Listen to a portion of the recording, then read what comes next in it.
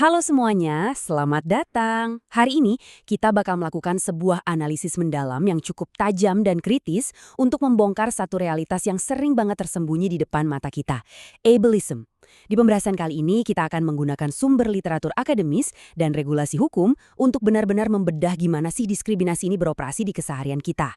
Siapkan fokus kalian, karena materi ini saya jamin bakal mengubah cara pandang kalian terhadap struktur masyarakat kita. Tapi sebelum kita melangkah lebih jauh, coba deh renungkan satu hal ini. Pernah nggak sih kalian melihat penyandang disabilitas lagi berangkat ke sekolah atau sekedar berbelanja di minimarket, terus kalian merasa perlu memuji mereka sebagai sosok yang luar biasa? Tanyakan pada diri sendiri deh, apakah itu murni simpati atau jangan-jangan itu adalah bias bawah sadar yang ironisnya malah merendahkan kapasitas nyata mereka? Oke, mari kita bedah akar masalahnya lewat kacamata ahli. Akademisi disabilitas Fiona Kumari Campbell menegaskan kalau ableisme itu bukan sekedar ejekan kasar di jalanan ya. Ini jauh lebih sistemik. Ini adalah sebuah jaringan keyakinan dan praktek. Masyarakat kita itu secara aktif memproduksi yang namanya standar kebertubuhan, semacam standar ideal, sempurna, dan normal versi mayoritas. Nah bahayanya, kalau kalian nggak masuk ke dalam standar biologis tersebut, sistem ini bakal langsung melabeli kalian sebagai sesuatu yang kurang berharga. Dari pemikiran tadi, kita bisa menarik satu definisi yang tegas banget. Ableism adalah bentuk diskriminasi, prasangka, atau stigma sosial yang berasumsi bahwa cuma ada satu bentuk tubuh dan pikiran yang normal. Melihat disabilitas sebagai sebuah kecacatan atau kegagalan dari dalam diri individu itu adalah pola pikir yang luar biasa berbahaya. Kenapa? Karena pemahaman keliru inilah yang ujung-ujungnya menciptakan masyarakat eksklusif dan menyingkirkan penyandang disabilitas dari ruang publik. Untuk membongkar tuntas masalah ini, peta jalan analisis kita kali ini mencakup definisi akar ableisme, benturan dua paradigma utama, mendekonstruksi ableisme terselubung, membedah pendekatan karitas versus hak asasi, melihat kerentanan berlapis, dan terakhir strategi advokasi yang inklusif. Oke, kita langsung masuk ke bagian pertama, tingkatan ableisme struktural. Sangat krusial buat kita pahami kalau ableisme beroperasi jauh melampaui kekerasan fisik yang kasat mata. Dia terbagi jadi 3 tingkatan. Di tingkat paling atas, kita punya ableisme sistemik. Contoh konkretnya, sering kan lihat syarat sehat jasmani dan rohani di lowongan kerja? Nah, itu sering dipakai buat menggugurkan pelamar disabilitas tanpa repot-repot menguji kompetensi asli mereka. Atau bayangkan website pemerintah yang nggak punya fitur pembaca layar buat tunanetra. Turun ke bawahnya ada ableisme interpersonal. Ini kayak pas orang pakai kata cacat atau autis sebagai bahan ejekan tongkrongan. Dan yang paling bikin miris itu ableisme internal. Ini terjadi ketika penyandang disabilitas terus-terusan dihantam stigma, sampai akhirnya mereka menyerap stigma itu sendiri, ngerasa minder, dan mulai menganggap diri mereka sebagai beban. Lanjut ke bagian kedua, akar paradigma, benturan dua model utama. Kalian mungkin bertanya-tanya, kenapa sih diskriminasi ini bisa mengakar sekuat itu? Jawabannya ada di pertarungan dua cara pandang ini. Model medis memandang disabilitas itu murni sebagai penyakit atau tragedi personal yang harus disembuhkan. Beban kegagalan 100% diletakkan di pundak individu. Tapi, di tahun 1983, aktivis Michael Oliver mempopulerkan model sosial yang memutarbalikkan logika itu sama sekali. Model sosial membuktikan bahwa kondisi fisik seseorang bukanlah yang membuat mereka disable. Yang membuat disable itu adalah tangga gedung tanpa ram, trotoar yang hancur, dan stigma masyarakat. Jadi, ya, masyarakat kita lah yang sebenarnya secara aktif melumpuhkan warganya. Nah, sekarang kita masuk ke bagian ketiga, dekonstruksi ableisme terselubung.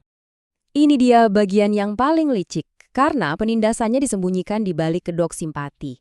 Kalian tahu konsep inspiration porn? Ini istilah brilian banget dari Stella Young untuk ngegambarin praktik mengeksploitasi kisah hidup penyandang disabilitas murni cuma buat memotivasi orang non-disabilitas.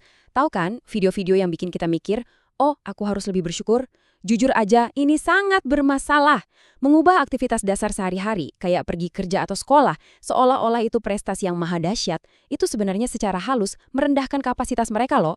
Kita secara nggak sadar mematok ekspektasi yang super rendah terhadap mereka.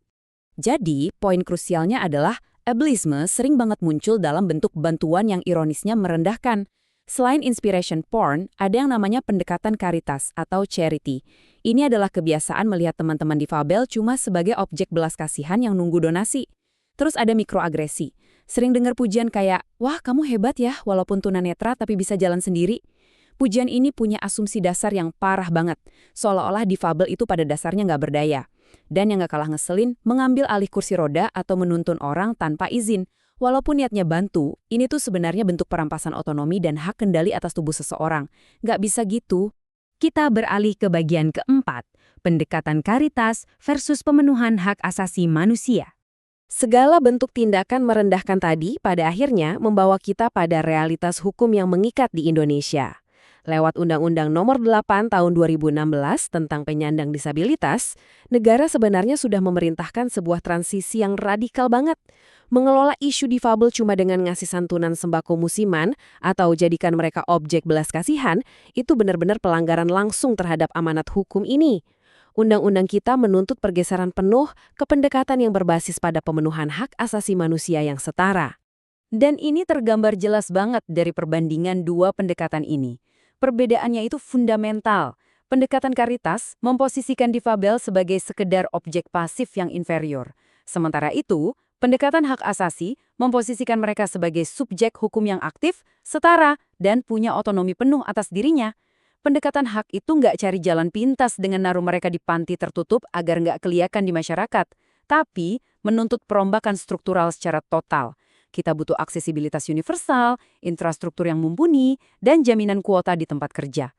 Masuk ke bagian kelima, dimensi interseksionalitas dan kerentanan berlapis. Realitasnya, diskriminasi ini nggak dirasakan secara seragam oleh semua orang loh. Kalau kita tarik pakai lensa interseksionalitas, angkanya bikin merinding.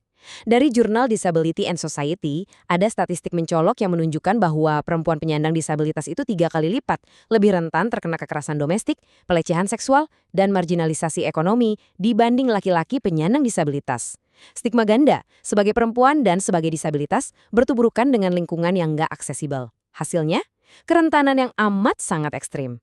Nah, faktor gender aja udah separah itu, apalagi kalau ditambah faktor ekonomi dan letak geografis. Dampaknya makin berlipat ganda. Coba bayangkan menjadi penyandang disabilitas yang tinggal di wilayah pelosok pedesaan dan berada di bawah garis kemiskinan.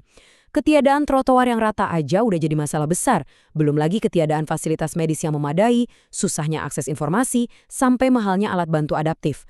Kombinasi faktor-faktor ini benar-benar mengunci individu ke dalam siklus kemiskinan dan isolasi sosial yang nyaris mustahil untuk diputus sendiri. Terakhir, bagian ke-6.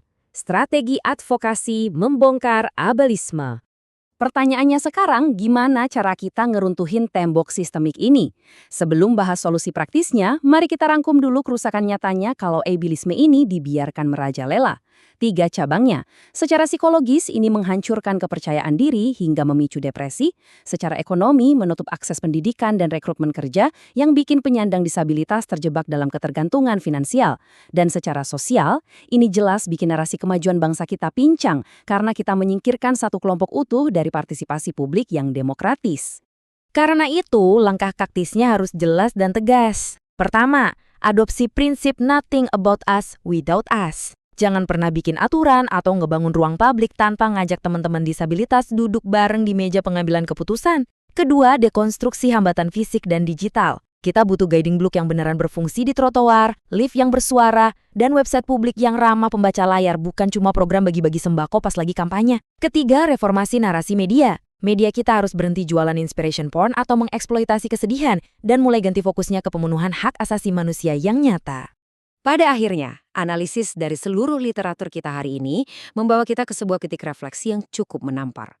Saya pengen kalian melihat lagi desain tata kota di sekitar kalian, aturan di tempat kerja kalian, atau bahkan cara orang-orang berinteraksi di lingkungan kalian. Lalu tanyakan pertanyaan tajam ini pada diri sendiri.